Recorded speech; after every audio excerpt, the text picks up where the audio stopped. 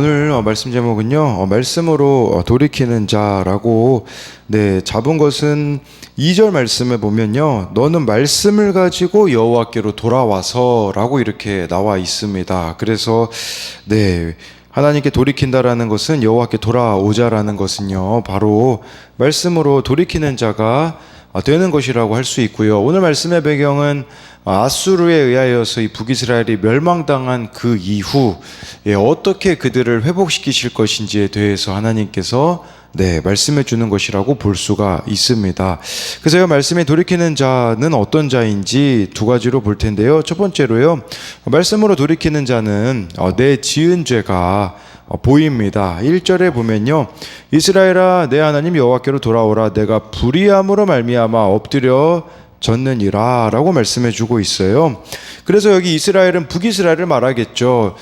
그런데 누구에게 돌아오라고 했냐면 하나님 여호와께로 돌아오라. 내 하나님 여호와께로 돌아오라. 이 하나님 여호와라는 이 단어가 쓰일 때는요, 두 가지 이유가 있어요. 하나는요, 이스라엘과 하나님과의 언약 관계를 가리킬 때 하나님 여호와라는 단어를 쓰거든요. 그러니까 언약 관계로 돌아와라, 그런 의미겠죠. 또 한 가지는요, 이 이스라엘을 향한 하나님의 애타는 마음이 담겨 있을 때 하나님 여호와라는 단어가 쓰여진다라는 거죠. 우리로 말하자면 하나님 여호와께로 돌아간다는 것은 언약 관계, 즉 말씀의 자리로 돌아오라는 것입니다. 말씀이 없이는 사람이 살아날 수 없어요. 살아날 수 없다라는 표현을 쓰는 것은요, 말씀을 보지 않으면 보이지 않는 게 있기 때문이에요. 그게 무엇이냐? 바로 나의 불의함입니다. 1절에 나와 있잖아요. 이 나의 불의함을요, 세번역 성경에 보면 좀 더 쉽게 나와 있어요. 세번역 성경에는 지은 죄라고 나와 있어요. 내가 지은 죄. 우리가 지은 죄가요, 뭘 통해 보이겠습니까? 바로 말씀을 통해서만 보이는 것이 바로 나의 지은 죄라는 것이에요. 말씀을 통해서 내 죄를 보는 것이 너무나도 중요하다라고 볼 수가 있어요. 그래서 사막의 교부는요, 나의 죄를 보는 회개를 하는 사람은요, 죽은 자를 일으키는 사람보다 위대하고요, 나의 죄를 보는 회개를 하는 사람은요, 1시간 진실로 이것을 울부짖는 사람은 온 세상을 가르치는 자보다 더 위대하고 천사를 볼 수 있는 자보다 더 위대하다고 하였다고 합니다. 2절에 보면요, 너는 말씀을 가지고 여호와께로 돌아와서 아뢰기를 모든 불의를 제거하시고 선한 바를 받으소서. 우리가 수송아지를 대신하여 입술의 열매를 주께 드리리이다 라고 해서요, 세번역 성경에는요, 너희는 말씀을 받들고 주님께로 돌아오라 라고 이렇게 말씀해 주고 있는 것이에요. 그러니까요, 지금까지 하나님과, 여기서 말하는 말씀은 우리가 보는 말씀이라는 의미도 있겠지만, 지금까지 입술로 한 그 고백들이 있잖아요. 그것들을 지키라고 하나님이 말씀해 주고 있는 것이에요. 여러분, 이것이 결국은 말씀을 통해서만 우리가 할 수 있는 것이, 또 회개라는 것을 알아야 된다라고 볼 수가 있는데요. 어제 그 어느 청년의 큐티 내용에도 이런 내용이 나오더라고요. 범죄한 우리가 어찌서리요 하면서 찬양을 부르는데, 또다시 범죄한 내가 어찌서리요 라는 탄식이 계속 흘러나왔다. 그리고 범죄한 내 가정이 어찌서리요, 범죄한 내 교회가 어찌서리요, 범죄한 내 공동체가 어찌서리요 하면서 계속 아픈 마음으로 눈물을 흘렸다. 계속 찬양을 들으면서 기도하는데 왜 이렇게 마음이 아픈지, 그럼에도 불구하고 예수님의 보혈로 다시 기회를 얻을 수 있다는 게 너무나 감사한 마음이 들었다. 제가 이 고백을 가지고 온 것은요, 2절에 보면요, 후반절에 이렇게 나와 있어요.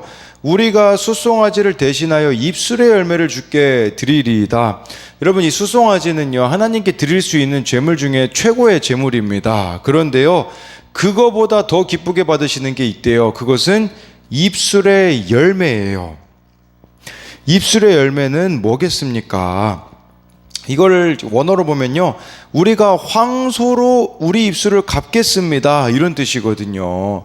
그러니까 이 황소를 드림보다 하나님이 기뻐하시는 것은 입술의 고백이래요. 우리가 말한 것을 지키는, 더 쉽게 말하자면 적용하는 삶이라고 볼 수가 있어요. 이런 말씀을 통해 내 죄를 보고 회개하는 사람만이 할 수 있는 게 뭐겠습니까?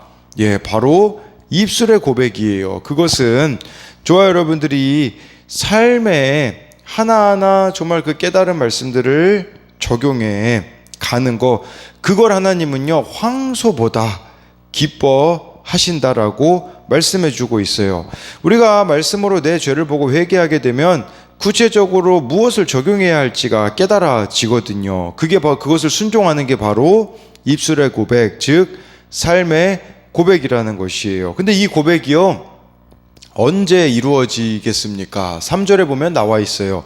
우리가 아수르의 구원을 의지하지 아니하며 말을 타지 아니하며 다시는 우리의 손으로 만든 것을 향하여 너희는 우리의 신이라 하지 아니하오리니 이는 고아가 주로 말미암아 긍휼을 얻음이니라 할지니라.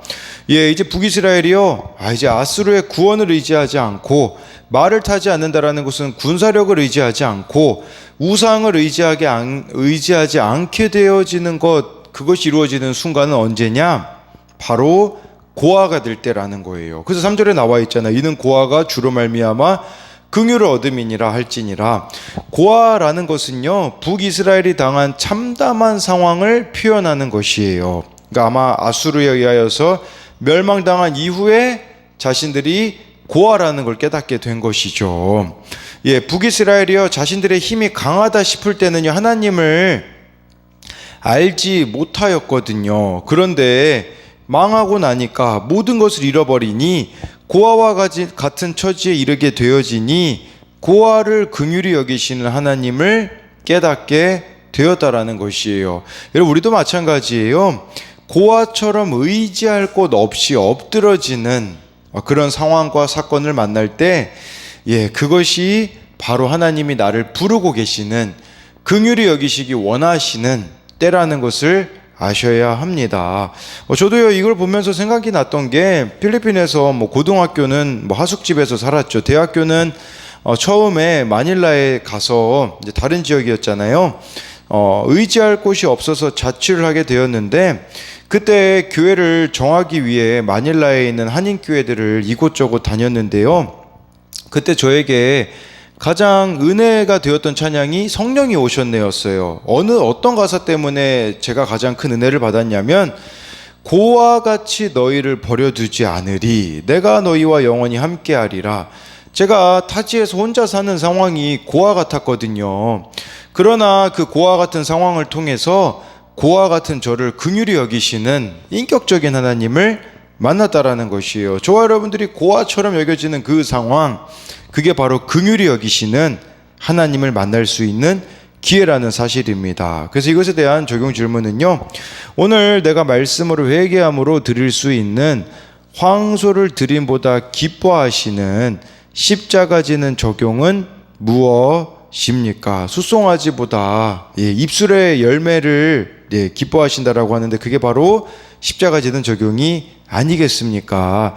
지금 당하고 있는 고아처럼 의지할 곳이 없이 엎드려지는 사건은 무엇입니까? 하나님의 긍휼하심을 얻을 수 있는 기회라는 사실을 알고 있습니까? 저와 여러분들이 고아같이 되는 것과 같은 그 상황, 그 사건이 하나님의 긍휼하심을 얻을 수 있는 기회라는 사실입니다. 두 번째로요, 말씀으로 돌아가는 자에게는요, 반전의 은혜가 있습니다. 4절에 보면요, 내가 그들의 반역을 고치고 기쁘게 그들을 사랑하리니 나의 진노가 그에게서 떠났음이라. 이 반역을 고친대요, 하나님이요. 근데 이것을 세번역 성경에 보니까 좀 더 재미나게 표현을 했더라고요. 반역하는 병을 고쳐주겠다. 여러분, 우리의 고질병이 뭡니까? 반역하는 거예요. 그래서 이 고질병과 같아서 어제 말씀에 보면요, 이 반역하는 병이 무엇이었는지 나왔잖아요.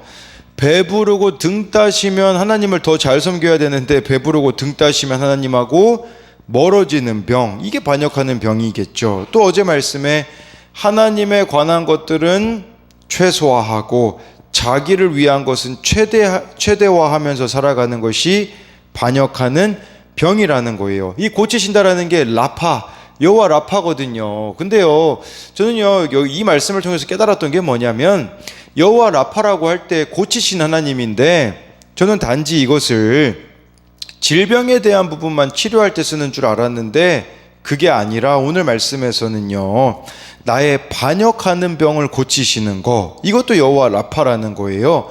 예, 이것은 결국은 무엇을 말하냐면, 나의 변함없는 욕망이 하나님으로 인하여서 고쳐져야 된다라는 것이에요.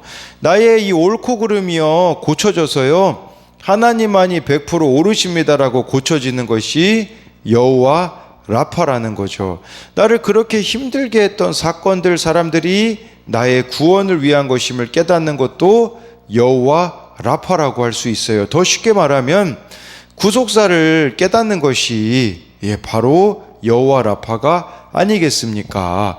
그렇게 반역하는 병이 고쳐지잖아요. 그러면 어떻게 되는지가 이제 5절부터 8절까지 나왔는데요. 5절에 보면요, 내가 이스라엘에게 이슬과 같으리니 그가 백합화 같이 피겠고 레바논 백향목 같이 뿌리가 박힐 것이라. 하나님께서는요, 이스라엘에게 이슬 같으리라 라고 말씀해 주고 있어요. 여기서 이슬은요, 이스라엘을 향한 하나님의 행하심을 표현하는 것으로 생명력과 소생케 되는 힘을 상징하는데요. 뜨겁고 건조한 사막에서는요, 식물에게 이슬이 절대적으로 필요했거든요.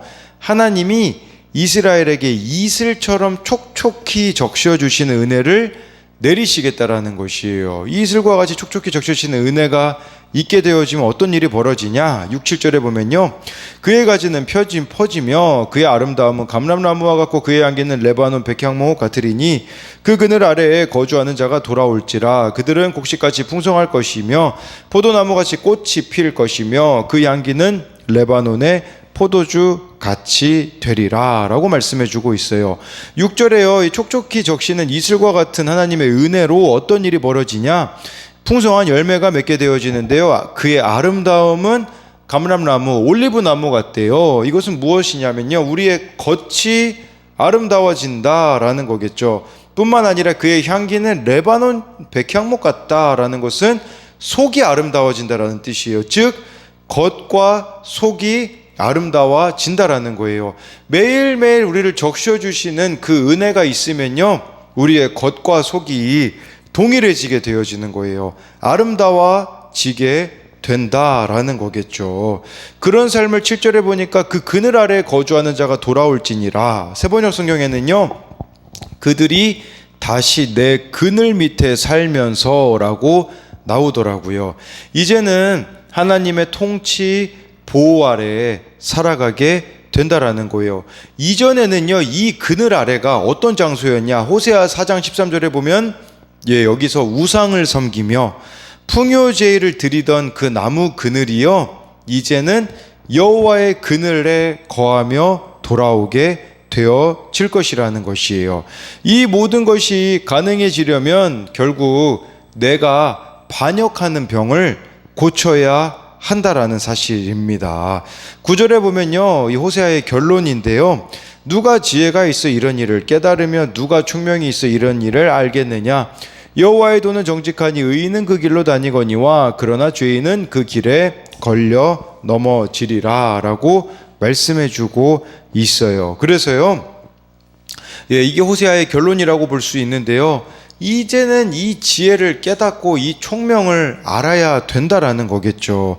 언제 이 총명과 지혜가 생긴다고 아까 말씀드렸냐면 3절에 보면 나와 있듯이 고아가 주로 말미암아 긍휼을 얻는다, 이걸 깨닫는 것이 지혜자 총명이라는 것이에요. 더 쉽게 말씀드리면요, 내가 늘 고아라는 사실을 아셔야 돼요.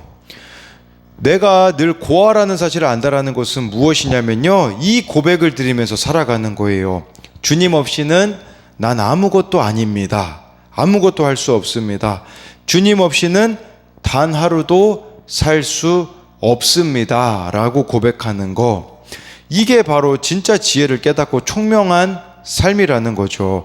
어떤 상황에서도 어떤 환경에서도 어떤 사람들 속에서도 어떤 경우라고 할지라도 하나님께 나아가는 것이에요. 하나님을 아버지로 고백하며 살아가는 거, 그게 바로 네, 늘 자신이 고아임을 아는 거죠. 내가 그렇게 고아라는 것을 아는 사람들은 이제 어떻게 되어질까요? 네, 바로 내 옆에 있는 자들을 긍휼히 여기게 될 거라는 사실이에요. 정말 나를 힘들게 해서 끔찍한 존재가 있을 수 있거든요. 그런데 정말 내가 하나님의 이 은혜를 구하며 살아가게 되기에 정말 나를 힘들게 했던 그를 긍휼히 여기게 되어지는 것, 고아 같은 나를 만나주신 그 주님이 고아 같은 그를 만나주시기를 바라게 되는 삶이라고 하는 것이죠. 근데요, 이 길은 많이 찾지 않아요. 그래서 여기 보니까 의인은 그 길로 다니거니와, 네, 이 길은요 십자가의 길이기 때문에 좁은 길입니다. 찾는 사람들이 많지 않다고 마태복음에 예수님이 말씀하셨어요. 죄인은 그 길에 넘어진대요. 많은 사람들은 그 길을 걸어가려고 하지 않는다라는 것을 우리들에게 보여주는 것이 아니겠습니까? 유진 피터슨 목사님이 쓰신 책 중에요, 그 길을 걸으라라는 책이 있어요. 예, 그 길을 걸으라는 것은 무슨 말이냐? 예수님을 따른다는 것이 무엇인지를 말하는 건데요. 그 중에 한 부분을 이렇게 가지고 왔는데요. 이런 내용이 쓰여 있습니다. 예수를 따르게 됨으로써 나는 크기와 숫자, 거대하고 아름다운 빌딩, 유명한 신들과 로마의 유명 인사들과 호화로운 광경들, 소음과 폭력과 군중의 세계를 떠나 개인의 이름이 있고 인격적인 만남, 인격적인 대화, 인격적인 모임이 있고 인격적인 하나님이 계신 훨씬 더 소박하고 조용한 세계 속으로 걸어 들어가게 되었을 것이다 라고 표현을 하더라고요. 좋아요, 여러분들이 예수님을 따른다라는 것은 무엇이겠습니까? 늘 주님과의 사귐이 있고 여기 더 나아가서 인격적인 모임이 있다라고 하잖아요. 이게 무엇을 말하겠습니까? 결국은 예수님을 따른다라는 것은 더불어 살아가는 것이라고 할 수 있는 것이 아니겠습니까? 그래서 이것에 대한 적용 질문으로는요, 하나님께서 고쳐주셔야 하는 나의 반역하는 병은 무엇입니까? 회복과 구원을 약속하신 하나님께 소망을 두고 구원을 위해 내 가족과 이웃에게 해야 할 적용은 무엇입니까? 내가 고아임을 깨달았다면 고아는 부모가 없는 자가 고아 아니겠습니까? 우리 주변에 영적 고아들이 너무 많습니다. 영적 고아가 많다라는 것은 하나님을 아버지라고 부르지 못하는, 하나님을 모르는 인생들이 다 고아가 아니겠습니까? 그들의 구원을 위해서, 그렇기 때문에 내가 적용해야 되는 게 무엇이냐는 겁니다. 제가 기도하고 마치도록 하겠습니다. 살아계신 하나님, 황소만 드리면 된다고 생각했음을 회개합니다. 정작 마음을 들이지 않은 채, 또한 얼마나 쉽게 하나님과의 약속을 잊어버리고 삶의 고백은 드리지 않았는지를 깨닫고 회개합니다. 오늘 이 말씀을 통해서 먼저 저에게 하나님께서 떠올려 주신 것은 한 달 전에 성도들을 사랑하지 않는다고 하셨는데, 그들의 구원을 위해서 기도하지 않는 것이 성도들을 사랑하지 않는 것이라고 하였는데, 그것을 알았지만 다시 옛날 모습으로 돌아가서 기도의 자리가 빈약해졌음을 회개합니다. 우리 안에 이 반역하는 병을 제거하며 살아가기 원합니다. 또한 날마다 주님 없이는 내가 고아라는 것을 알게 하여 주옵소서. 그리하여서 매일 말씀 없이는 살지 못하고 기도 없이는 살지 못한 인생이 되게 하여 주옵소서. 전능자의 그늘 아래 거주하는 인생이 되게 하여 주옵소서. 그리하여서 세상에 방황하는 하나님 아버지 없이 살아가는 영적 고아들을 긍휼히 여기며 그들의 구원을 위해서 애통하는 자가 되게 하여 주옵소서. 이렇게 애통하며 긍휼히 여기며 십자가의 길을 걸어가는 자들에게 오늘 말씀에 나오는 이슬같이 촉촉히 적셔지는 은혜로 함께하여 주실 것을 믿습니다. 살아계신 예수님 이름으로 기도합니다. 아멘.